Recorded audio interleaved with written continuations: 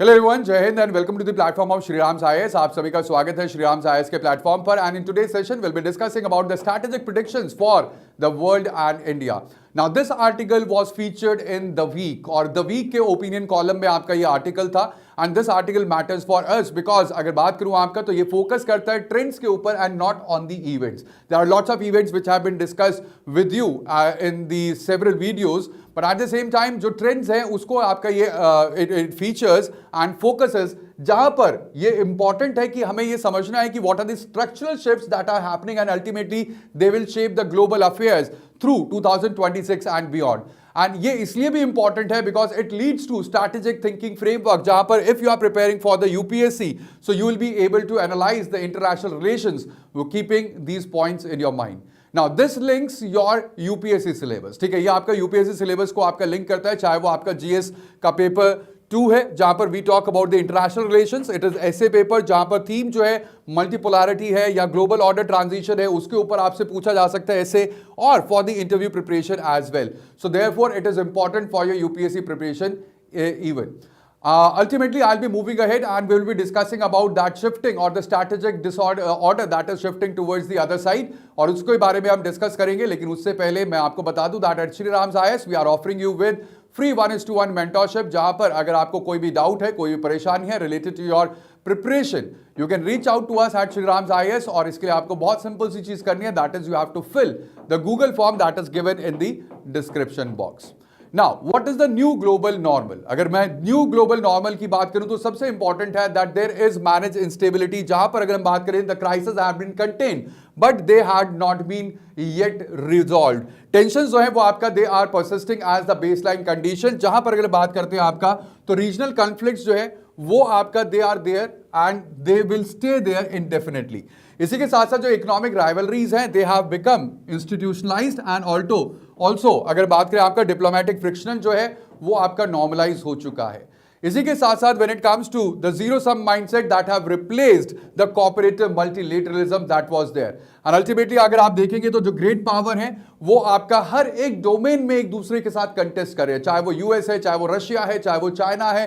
The great powers they are contesting across the all the domains as well as. अगर बात करते हैं आपका स्ट्रैटेजिक ऑटोनॉमी जो है वो आपका अलायंसेस के ऊपर आपका प्रायोरिटाइज की जा रही है। एट द सेम टाइम जो आपका डेफिसिट है, ट्रस्ट डेफिसिट है, वो आपका ग्लोबली डीपन हो चुका है। एक देश दूसरे देश के ऊपर भरोसा नहीं कर रहा है कि कब आपका जो है वॉर है वो आपका शुरुआत हो जाए, और there is instability that is there, and यही instability is the new global normal. अगर बात करते हैं आपका यूएस और चाइना की तो यूनाइटेड स्टेट जो है that is defending primacy through the alliances, जो यूनाइटेड स्टेट्स के अलायंसेस हैं, और साथ ही साथ जो टेक्नोलॉजिकल एज है अमेरिका के पास, तो उसके थ्रू आपका यूनाइटेड स्टेट्स अपने आप को डिफेंड कर रहा है। वहीं पर जब चाइना की बात करते हो तो चाइना जो है वो अपने रीजनल डोमिनेंस को असर्ट कर रहा है आपका जो है in the Indo Pacific region, and ultimately वो आपका ग्लोबल ऑर्डर को रीशेप कर रहा है। और इन दोनों की वजह से एक स्ट्रक्चर्ड कंपटीशन जो है वो यहां पर देखने को मिलता है, whether it is in the form of ideological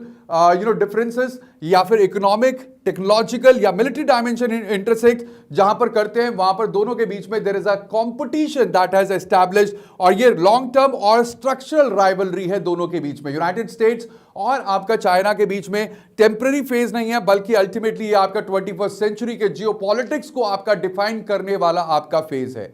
इसी के साथ साथ अगर मैं बात करता हूं there is no return to the old order, क्योंकि when we talk about the institutions they have weaken.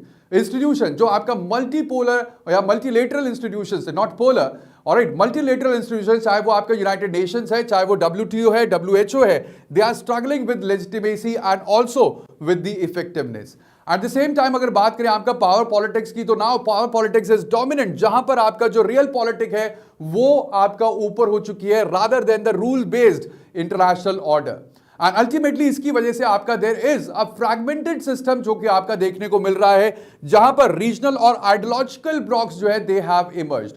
So ultimately अगर बात करते हैं after the cold war there were liberal consensus, alright, and ultimately वो आपका जो लिबरल कंसेंसस है वो आपका इरोड हो चुकी है। Multilateral institution they are facing irrelevance without any fundamental reforms that have been proposed for all these multilateral institutions. इसी के साथ साथ अगर बात करते हैं नाउ इज द मल्टीपोलैरिटी, जहां पर अगर हम देखें आपका देयर इज लिमिटेड कॉपरेशन और इश्यू बेस्ड अलायंस जो है वो आपका रिप्लेस कर रहा है एंड्यूरिंग पार्टनरशिप को। At the same time there are many powers, चाहे यूएस है, चाइना है, यूरोपियन यूनियन है, इंडिया है, आपका रशिया है, तो हर एक अपने अपने डिस्टिंक्ट इंटरेस्ट को आपका परस्यू कर रहा है। They are moving ahead with their own distinct interest and ultimately there is middle power जो कि आपका अलाइनमेंट प्रेशर को आपका जो है दे आर रेजिस्टिंग एंड इसकी वजह से आपका there is no single power that can impose its own will globally. तो कोई भी हेजेमनी यहां पर आपका नहीं है। But at the same time when it comes to the wars, ये आपका एक बैकग्राउंड रियलिटी है that gives the complete picture of what the 21st century geopolitics will look like. अगर मैं बात करूं आपका यूक्रेन कॉन्फ्लिक्ट की, तो ये आपका जो है over here there is no clear resolution जो कि आपका जो है दैट हैड बीन रीच्ड। चाहे कितने दिनों से आपका बात चल रही हो, but still there is no clear resolution, no clear solution to the Ukraine war conflict and ultimately European security is had been permanently altered by the Ukraine conflict. At the same time Middle East की बात करें तो there is volatility. अगर हम बात करें Israel और Palestine की, तो देयर हैड बीन वॉर। इसी के साथ साथ यमन है, सीरिया है। So there are overlapping crisis with the regional proxy dynamics that you can see in Middle East. At the same time there are grey zone conflicts as well, चाहे वो आपका cyber attacks है, cyber warfare है, economic cohesion है या hybrid threats है, they are slowly they are blurring the peace and ultimately we are moving towards a very destabilized nation, global order. Ultimately अगर हम यहां पर बात करते हैं, आपका जो कन्फ्लिक्ट है ये आपका काफी नॉर्मलाइज हो चुके हैं। आज हमें ऐसा लगता है कि अच्छा वहां वॉर हो गई, कोई बात नहीं, नॉर्मल है। So the conflicts they have become normalised and ultimately जो स्टेट्स प्लान है, they are planning for perpetual tension rather than that there should be a sustainable peace among the various nations or in the global order. इसी के साथ साथ economy को भी strategy के तौर पर आपका यूज किया जा रहा है, where the trade had been weaponised, जहां पर अगर हम बात करें टैरिफ और सैंक्शंस जो है उनको कोर्सिव टूल्स की तरह यूज किया जा रहा है, that you can see in the policy of United States related to India. At the same time export जो है that controls the critical technologies, ये भी आप देख सकते हैं जहां पर चाइना ने अपने रेयर अर्थ मिनरल्स को यूएस को देने के लिए मना किया। एंड अल्टीमेटली अगर हम बात करें आपका इकोनॉमिक डीकपलिंग जो है that is being done in the sensitive sectors and इस तरीके से ट्रेड को वेपनाइज किया जा रहा है। इसी के साथ साथ अगर बात करें आपका तो फ्रेंड शोरिंग और नियर शोरिंग स्ट्रैटेजीज को अपनाया जा रहा है for the supply chain management and जो क्रिटिकल मिनरल्स है, रेयर अर्थ है, वहां पर आपको कंपटीशन देखने को मिलेगा and ultimately manufacturing sovereignty had been prioritised and these are how the economics is being used as a strategy for 21st century geopolitics. तो इकोनॉमिक इंटरडिपेंडेंस को, पहले इकोनॉमिक इंटरडिपेंडेंस होती थी तो उसको आपका ऐसे देखा जाता कि चलो हम उनकी मदद कर रहे हैं, but now it is being seen as a vulnerability कि वो दूसरा देश तो मेरे ऊपर डिपेंडेंट है and not as a strength. At the same time अगर बात करें now technology has emerged as power. जब हम टेक्नोलॉजी की बात कर रहे हैं तो we are talking about artificial intelligence nowadays and ultimately AI में जो डोमिनेट होगा दैट विल डोमिनेट और the complete military age will be determined by the AI dominance. At the same time economic productivity है, चाहे वो आपका information control है, यहां पर AI का बहुत बड़ा रोल होगा और इसीलिए यूएस और China they are racing and आप देखोगे कि दोनों में आपका जो AI वॉर भी आपका छुड़ा हुआ है, जहां पर दोनों कंट्रीज की जो कंपनीज है they are trying to build more AI tools as compare to the other. At the same time अगर बात करें chips will be the new oil और chips are the new oil right now. जो semiconductors है, जहां पर Taiwan की जो सेंट्रलिटी है that creates strategic vulnerability and opportunity as well. At the same time अगर हम बात करते हैं आपका सैटेलाइट्स हैं, एंटी सैटेलाइट वेपन्स है, लूनर रिसोर्स कंपटीशन है, तो ये सब चीजें आपको देखने को मिलेंगी and ultimately the space militarisation have accelerated in the 21st century. At the same time अगर बात करते हैं आपका इंडिया की, तो इंडिया की जो स्ट्रैटेजिक पोस्चर है that is of a balancer because we are not a bloc member and strategic autonomy जो है ये इनेबल करती है that there should be issue based alignment of India with the other countries without any kind of permanent commitments. इसी के साथ साथ there should be multi alignment, जहां पर अगर हम देखें तो ऑलरेडी इंडिया जो है वो साइमल्टेनियस एंगेजमेंट में है विद डिफरेंट ब्लॉक्स, चाहे वो क्वाड है, चाहे वो ब्रिक्स है, SCO है या फिर आपका ग्लोबल साउथ भी है। So ultimately we refuse to be a binary choice, हम यहां पर हैं या वहां पर, we do not have a binary choice. India refuses to be have a binary choice and ultimately we leverage the geopolitical fluidity that India has to maximise our national interest. At the same time अगर बात करें आपका जो core challenges हैं जो India के सामने है, that is we have a challenge with China, जहां पर एलएसी टेंशंस हैं, इसी के साथ साथ बेल्ट एंड रोड इनिशिएटिव्स की वजह से जो एनसर्कलमेंट चाइना इंडिया का कर रहा है, प्लस इंडियन ओशन में असर्टिवनेस जो है वो आपका चाइना दिखा रहा है। These are certain challenges that we are facing from China, and यहां पर चाइना जो है वो एक एग्जेंशियल स्ट्रैटेजिक कॉम्पिटिटर के तौर पर आपका फेस हो रहा है। इसी के साथ साथ अगर बात करें तो नेबरहुड कंप्लीटली इनस्टेबल है, एंड अल्टीमेटली अगर बात करें पाकिस्तान के through we had state sponsored terrorism जो कि आपका लगातार होता रहा है। नेपाल चाइना की बात करें तो नेपाल जो है वो आपका that is tilted towards China, and again अगर बात करूं Bangladesh, again there is a volatility और पूरा का पूरा आपका इंस्टेबल है बांग्लादेश। श्रीलंका जो है वो डेड ट्रैप में है, और मालदीव्स जो है, Maldives is at a pivot role, and ultimately that is why we have the complete neighbourhood जो कि इस समय इंस्टेबल है। And being a big brother India must take steps to stabilise the complete region. इसी के साथ साथ अगर हम बात करें आपका टेक एक्सेस और डेवलपमेंट की, तो critical technology there is the risk that they will be denied to India, so we have to develop those critical technology. Semiconductor dependence के ऊपर हमें काम करना है, और recently I was reading a news कि जापान और इंडिया मिलकर आपका सेमीकंडक्टर के ऊपर आपका जो है they will be working. At the same time AI capability gaps they are there in India as well. We are relying on the AI tools जो कि आपका they have been developed by US और China, but at the same time जो AI development है, जो phase है India में, that is lagging. That is very important concern. But at the same time, we have the strategic opportunity as well.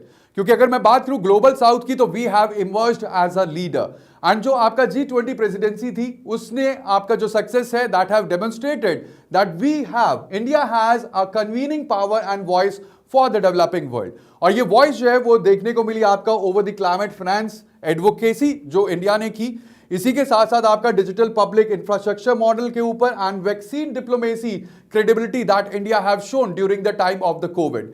At the same time अगर मैं बात करूं आपका, we are the trusted partners and we have this status with many countries, चाहे वो आपका जो है क्वाड मेंबर है, डिफेंस कॉर्पोरेशन विद यूएस है, या फिर आपका रशियन एनर्जी टाइज है, मिडिल ईस्ट बैलेंसिंग है, तो we have developed our status as a trusted partner, जहां पर defence manufacturing hub potential that is there for India.